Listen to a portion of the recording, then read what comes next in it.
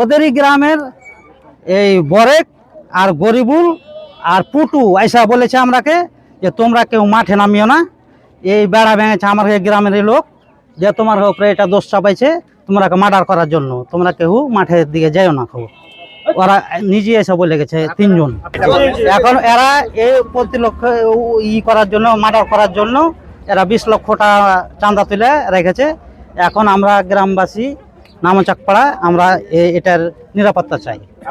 আমরা পুরা গ্রামবাসী আমরা নিরাপত্তা চাই। এখন এই আতঙ্কে আছি। এখন এটা ধাইরের গ্রুপ একটা, আর তাই গ্রুপ একটা, আর ভুলকি গ্রুপ একটা, 3 গ্রুপ মেলে ওরা একটা দল হয়েছে দিয়ে আমরাকে এরকম আতঙ্কতে রেখেছে। 3 বংশ মেলে ওরা এক পার্টি হয়ে আমাকে নামচাকপাড়া গ্রামটা হচ্ছে গরিব, দিন খাটে দিন খায়, এবং আমাকে এই গরিবের উপরে তারা অত্যাচার চালাইছে, চাষাবাদ করতে বাধা দিচ্ছে, এবং এই মাঠে আমরাকে নামতে দেয় না, এবং সরকারি রাস্তাতেও আমরাকে যেতে দেয় না। এখানে ওরা স্টিল 2টা দোকানদার রেখেছে, কাউকে যেতে দেয় না। 6 মাসের ছেলে পর্যন্ত এখানে আমরাকে যেতে দেয় না। যেদিন মরবো সেদিন আমরা চা বাগানে যেতে পাবো, তার আগে যেতে পাবো না। আমাদের নামচাকপাড়াতে বাড়ি। আমরা মাঠে গরু, মহিষ, ছাগল চড়াই এবং পাতা কুড়াই।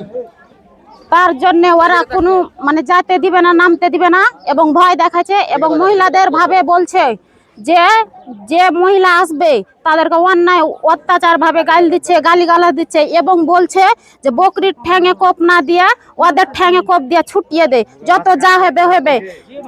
উনারা বলছে যে কি কহে রে, নামচাকপাড়ার একটা লোকজনকে মাঠে নামতে দেওয়া হবে না। তার জন্যে আমরা 30 লক্ষ টাকা তুলে দিয়েছি, ওদের যে কোনো সময় মার্ডারের অ্যাটেম্প নিতে পারি।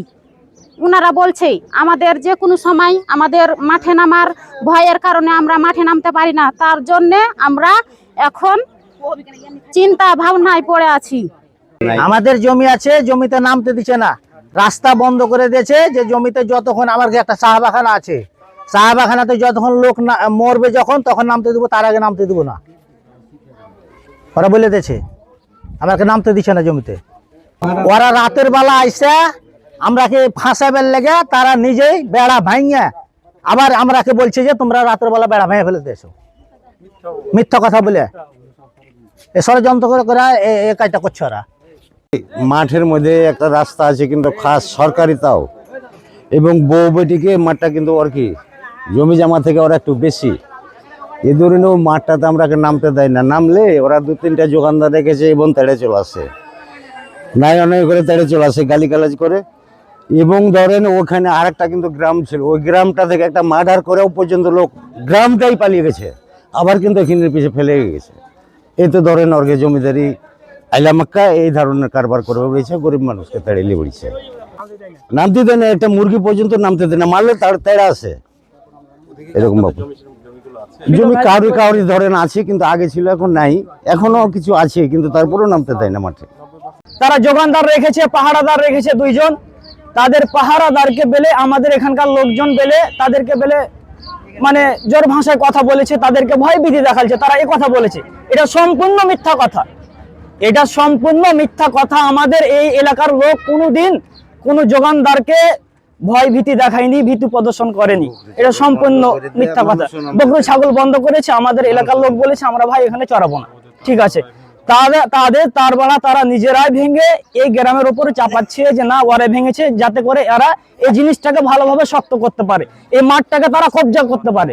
শুধু এখানকার নয়, 19 বিঘিত তারা 300 বিঘা জমি এরকম করে রেখেছে, এবং তারা বলেছেন যে আমরা 20 লাখ টাকা তুলে রেখেছি, আমরা একটাকে মার্ডার করবো তারপরে ছাড়বো। লোক ভালো